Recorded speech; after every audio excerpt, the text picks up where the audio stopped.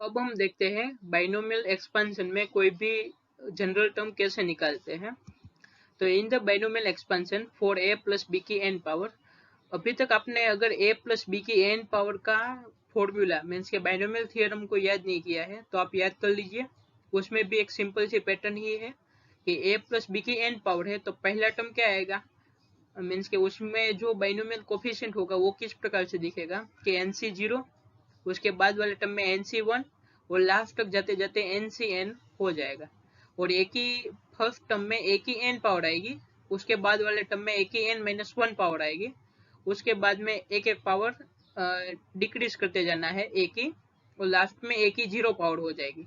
Similarly B की भी first term में बी की 0 पावर आएगी, उसके बाद बी की 1 पावर, बी की 2 पावर, अप टू बी की n पावर आएगी लास्ट टर्म में। तो आपने बाइनोमियल एक्सपेंशन अच्छे से याद कर लिया होगा a प्लस बी की n पावर। अब हम देखते हैं उसका फर्स्ट टर्म क्या था कि nc0 a raise to n उसका फर्स्ट टर्म था। उसके बाद वाला सेकंड टर्म कौन सा था, nc1 a raise to n minus 1 और b की 1 पावर। मीन्स के क्या करना है, nc0 की जगह पे nc1 रिप्लेस करना है, a की n पावर की जगह पे एक पावर डिक्रीज करके लिखना है कि a raise to n minus 1, और b की एक पावर इंक्रीज करके लिखना है, मीन्स के a की पावर कम करके लिखना है और b की पावर बढ़ा कर लिखना है। थर्ड टर्म क्या आएगा, nc2 a raise to n minus 2 और b की 2 पावर। यहाँ पे आप देख सकते हो कि सभी में ये जो n है ना वो टर्म पे डिपेंड नहीं करता है कि आप फर्स्ट टर्म लो या सेकंड टर्म लो या थर्ड टर्म लो, इसमें सभी जगह पे आएगा n ही। और n हमारा क्या है, a प्लस बी की n पावर में n वो है इंडेक्स है हमारा, और ये जो यहाँ पे मीन्स के nc0 है वहां पे 0 किस पे डिपेंडेंट है, फर्स्ट टर्म, सेकंड टर्म और थर्ड टर्म में, क्योंकि फर्स्ट टर्म में वहां पे 0 आ रहा था, जबकि उसी प्लेस पे सेकंड टर्म में 1 आ रहा है और थर्ड टर्म में 2 आ रहा है। तो उसका और टर्म के साथ कुछ रिलेशन है। तो वो रिलेशन किस प्रकार से है, आप देख सकते हो कि फर्स्ट टर्म में 0 आ रहा था, फर्स्ट टर्म में क्या आ रहा है 0, सेकंड टर्म में 1 आ रहा है, तो यहाँ पे टर्म बढ़ रहे हैं। उसी तरह ये 0 1 2 वैसे बढ़ रहे हैं। तो फर्स्ट टर्म है वहां पे 0 है, सेकंड टर्म पे 1 है, थर्ड टर्म में 2 है, तो एक एक टर्म मीन्स के यहाँ पे जो वैल्यू है वो इससे एक कम है। मीन्स के अगर फोर्थ टर्म होगा तो वहां पे nc3 आएगा, और सिमिलरली ये भी उसी प्रकार से चेंज हो रहा है। तो हम देखते हैं r प्लस 1 की टर्म कौन सी आती है। तो r प्लस 1 की टर्म कौन सी आएगी, तो ncr a raise to n minus r और b की r पावर होगी। अब ये जो यही जो r प्लस 1 की जो टर्म है ना उसको हम जनरल टर्म कहते हैं। किसको जनरल टर्म कहते हैं, r प्लस 1 की r प्लस 1 का जो टर्म है उसको हम जनरल टर्म कहते हैं, और उसको हम डिनोट करते हैं t of r plus 1, means के t के सफिक्स में r प्लस 1 लिखना है। यहाँ पे जो t है वो कहाँ से आया, टर्म का t है, t for terms n, r plus 1 term हमें निकालनी हो तो ये यहाँ पे आएगा। मीन्स के t 5 का मीनिंग क्या होगा, फिफ्थ टर्म, ऐसा किसका a प्लस बी की n पावर का फिफ्थ टर्म t5 होगा। अब हम उसका फॉर्मूला देखते हैं। तो t ऑफ r प्लस 1 कैसे निकल सकते हैं, ncr a raise to n minus r b raise to r।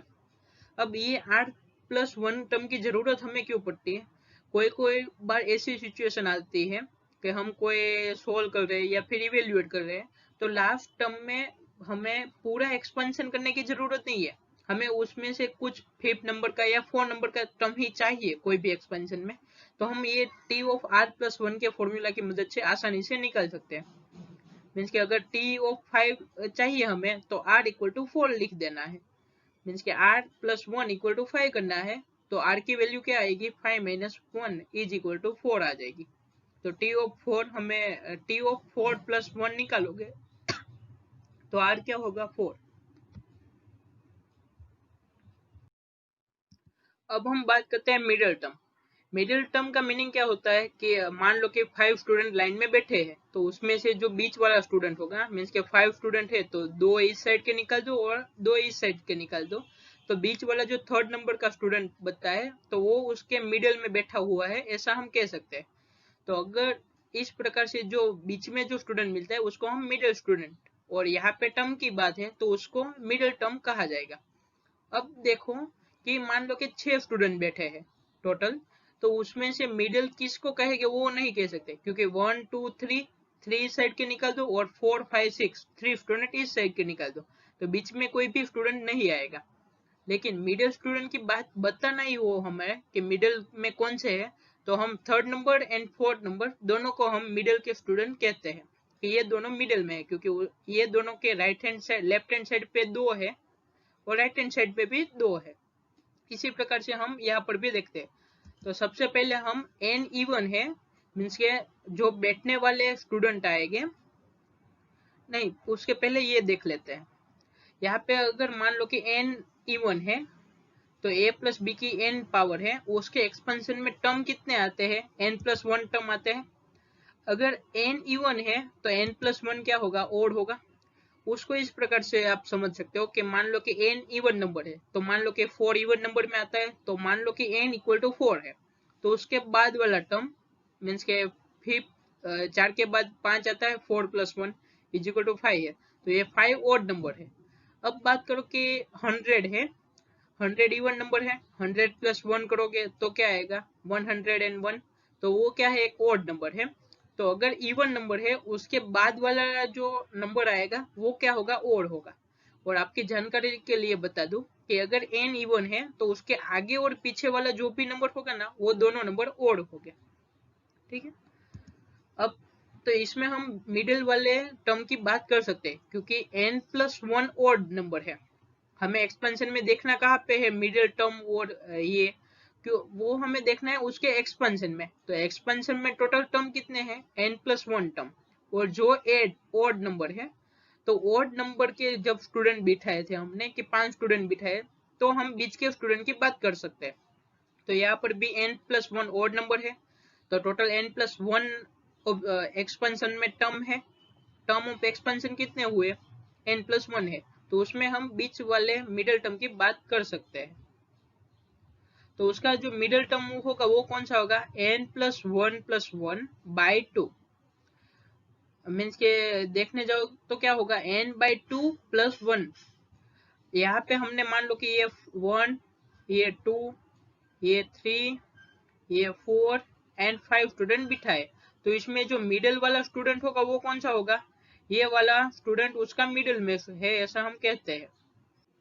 यहाँ पे n+1 की वैल्यू कितनी है, 5 है, तो n की वैल्यू कितनी हुई, 4 हुई, क्योंकि n+1 इक्वल टू 5 है, इम्प्लाइज n इक्वल टू 5-1 और n इक्वल टू 4 हो जाएगा।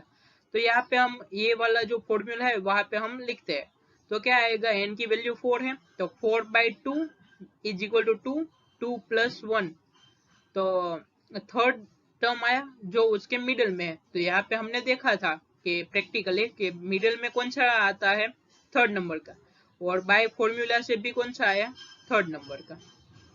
अब हम बात करते हैं कि जब n की वैल्यू ओड होती है तो उसमें एक्सपेंशन में जो टर्म आएगी वो कितने आएंगे, n+1 आएंगे।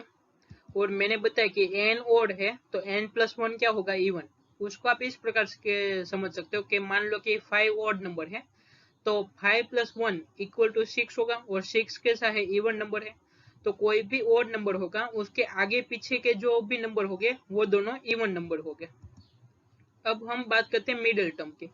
मैंने पहले स्टूडेंट का एग्जांपल देके बताया था कि बीच में जब मीन्स के जब इवन नंबर में स्टूडेंट बिठाए हैं तो उसका हम मिडिल टर्म नहीं देख सकते। तो उसका अगर मान लो कि मैं 6 स्टूडेंट बिठाता हूँ, ये 1 2 3 4 5 एंड 6, तो यहाँ पे आप बता नहीं सकते कि ये वाला मिड में है या ये वाला मिड में है। तो इसके लिए हम कौन से क्या करते हैं, ये दोनों को भी ये दोनों को ही हम मिडिल टर्म कहते हैं, मीन्स के मिडिल में है मिडिल स्टूडेंट, ऐसा हम कहते हैं।